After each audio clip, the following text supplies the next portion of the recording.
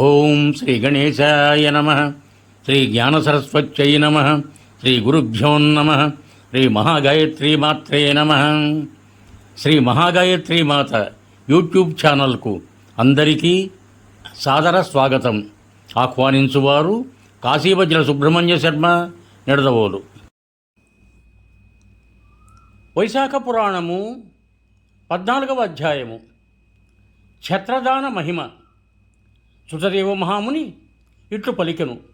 వైశాఖమాసమున ఎండకు బాధపడు సామాన్యులకు మహాత్ములకు ఎండ వలన బాధ కలుగుకుండుటకై గుడుగులనిచ్చిన వారి పుణ్యము అనంతము. దానిని వివరించు కథను వినుము. పూర్వము కృతయుగమున జరిగిన వైశాఖమాస వ్రతమును వివరించు కథ ఇది. వంగదేశమును సుకేతు మహారాజు కుమారుడగు హేమకాంతుడను రాజు కలడు. మహావీరుడగతడు ఒకప్పుడు వేటకు పోయెను. అడవిలో వరాహమ్మన్నకు జంతువులను పెక్కింటిని వేటాడి అలసి అచ్చట ఉన్న మునుల ఆశ్రమములకు పోయెను. ఆ ఆశ్రమం శతర్జనులను మునుల ఆశ్రమము. అచ్చట ఉన్న మునులు నిశ్చల మనస్కులై బాహ్యస్మృతి లేని తపోదీక్షలో ఉండిరి. ఆ విషయం ఎరుగని రాజకుమారుడు వారిని పలు విధములుగా పలకరించినను వారు సమాధానం ఇయ్యకపోవటచే వారిని చంపబోయెను. ఆ మునులు తనను ఆదరింపలేదని రాజు కోపగించెను. అప్పుడు ఆ మునుల శిష్యులు అనేకుల చటకు వచ్చి రాజును వారించిరి. ఓ దుర్బుద్ధి, మా గురువులు తపోదీక్షలో ఉన్నారు. వారికి బాహ్యస్మృతి లేదు. కావున వారు నిన్ను చూడలేదు, గౌరవింపలేదు. ఇట్టి వారిపై కోపము కూడదని వారు పలికారు. అప్పుడు కుశకేతుని కుమారుడకు హేమకాంతుడు వారిని చూచి, మీ గురువులు తపోదీక్షలో ఉన్నచో మీరు అలసిన నాకు ఆతిథ్యము నిండని అలసట వలన వచ్చిన కోపముతో పలికెను. అప్పుడు వారు, రాజకుమారా, మేము భిక్షాన్నమును తినువారము. మీకు ఆతిథ్యమిచ్చుటకు మా గురువుల ఆజ్ఞ లేదు. ఇట్టి మేము నీకు ఆతిథ్యం ఇయ్యజాలమని చెప్పిరి. హేమకాంతుడు, ప్రభువులమగు మేము క్రూర జంతువులు దొంగలు మున్నగు వారి నుండి మేము రక్షించు ప్రభువులము. మేమిచ్చిన అగ్రహారములు మున్నగు వారిని పొందియు మీరు మా ఎడల ఈ విధముగా ఉండరాదు. కృతజ్ఞులైన మేము చంపినను తప్పులేదు అని పలికి వారిపై బాణములను ప్రయోగించి కొంతమందిని చంపివేశారు. మిగిలిన శిష్యులు భయముతో పారిపోయిరి. రాజభటులు ఆశ్రమంలోని వస్తువులను కొల్లగొట్టిరి, ఆశ్రమమును పాడు చేసిరి.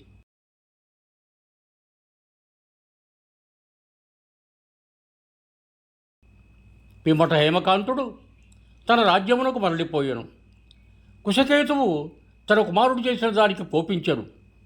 నీవు రాజుగా ఉండతగవు అని అతనిని దేశము నుండి బెడలగొట్టెను. హేమకాంతుడు తండ్రిచే పరిత్యక్తుడై దేశ బహిష్కృతుడై అడవులలో వసించుతూ కిరాతుడై జీవింపసాగాను. ఈ విధముగా 28 సంవత్సరములు గడిచెను.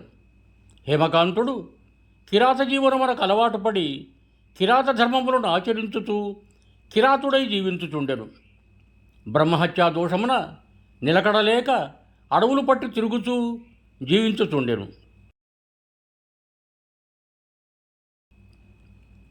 వైశాఖమాసమున త్రితుడు అను ఒక ముని ఆ అడవిలో ప్రయాణించుచుండెను. ఎండవేడికి బాధపడి దప్పికచే పీడింపబడుచు ఒకచోట మూర్ఛిల్లెను. దైవికముగా ఆ అడవిలోనే ఉన్న హేమకాంతుడు ఆ మునిని చూచి జాలిపడెను. మోదుగాకులను తెచ్చి ఎండపడకుండా గొడుగుగా చేసెను. తన వద్ద ఉన్న సరకాయ బుర్రలోని నీటిని చల్లి ఆ ముని యొక్క సేద తీర్చెను. త్రితుడును అతడు చేసిన ఉపకారములచే సేదతీరి సొరకాయ బుర్రలోని నీరు త్రాగి మోదుగాకులో గొడుగులో ప్రయాణము చేసి ఒక గ్రామమును చేరి సుఖముగా ఉండెను.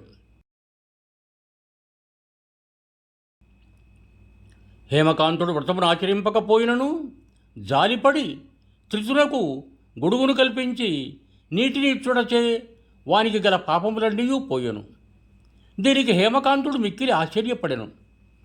కొంతకాలమునకతడు రోగగ్రస్తుడై ఉండెను. పైకి లేచి ఉన్న జుట్టుతో భయంకరాకారులకు యమదూతలు వాని ప్రాణములను కొనిపోవచ్చిరి. హేమకాంతుడును వారిని చూచి భయపడెను.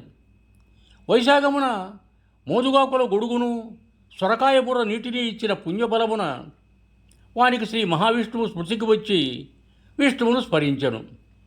దయాశాలియగు శ్రీ మహావిష్ణువు వెంటనే తన మంత్రిని పిలిచి, నీవు హేమకాంతుని భయపెట్టుతున్న యమదూతను నివారింపుము.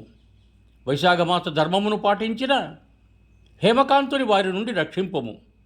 హేమకాంతుడు వైశాఖ ధర్మమును ఆచరించి నాకిష్టమైన వాడయ్యను, పాపహీనుడయ్యను, ఇందు సందేహము లేదు. ఇంతకు పూర్వము అపరాధములను చేసినను నీ కుమారుడు వైశాఖ ధర్మమును ఆచరించి ఒక మునిని కాపాడినవాడు, మోదుగాకుల గొడుగును నీటిని ఇచ్చినవాడు. ఆ దాన ప్రభావమున ఇతడు శాంతుడు, దాంతుడు, చిరంజీవి, శౌర్యాది గుణసంపన్నుడు, నీకు సాటి అయినవాడు. కావున వీరిని రాజుగా చేయుమని నా మాటగా ఆ తండ్రికి చెప్పుమని శ్రీ మహావిష్ణువు విశ్వక్సేనుని హేమాంగదుని వద్దకు పంపెను. భగవంతుని ఆజ్ఞ ప్రకారము విశ్వక్సేనుడు హేమకాంతుని వద్దకు పోయెను. యమదూతలకు విష్ణువు మాటలను చెప్పి పంపెను. హేమకాంతుని తండ్రియగు కుశకేతువు వద్ద కొనిపోయి శ్రీ మహావిష్ణువు చెప్పిన మాటలను చెప్పి ఆ రాజుకు హేమకాంతుని అప్పగించెను. కుశకేతువు భక్తితో చేసిన పూజను స్తుతులను స్వీకరించెను. కుశకేతువు కూడా సంతోషముతో తన పుత్రుడు స్వీకరించెను.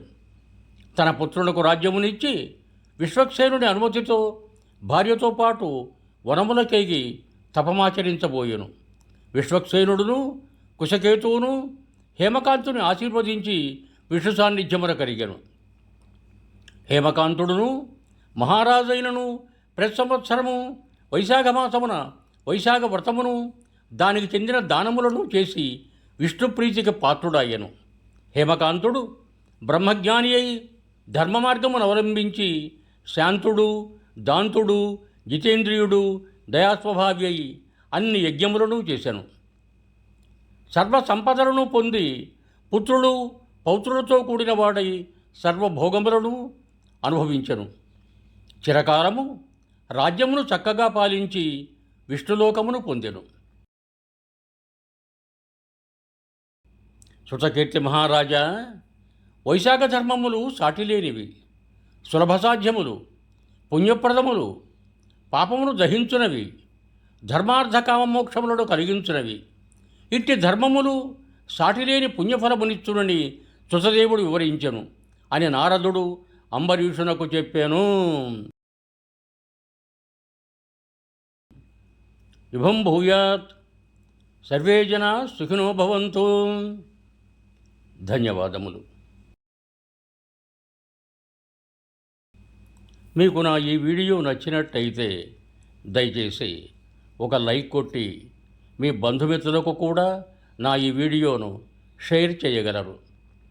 అదేవిధంగా నా ఛానల్ శ్రీ మహాగాయత్రీమాత యూట్యూబ్ ఛానల్ను సబ్స్క్రైబ్ చేయ ప్రార్థన. మరొక్క మారు ధన్యవాదములతో భవదీయుడు కాశీవజ్ర సుబ్రహ్మణ్య శర్మ, నిడదవోలు, తూర్పుగోదావరి జిల్లా.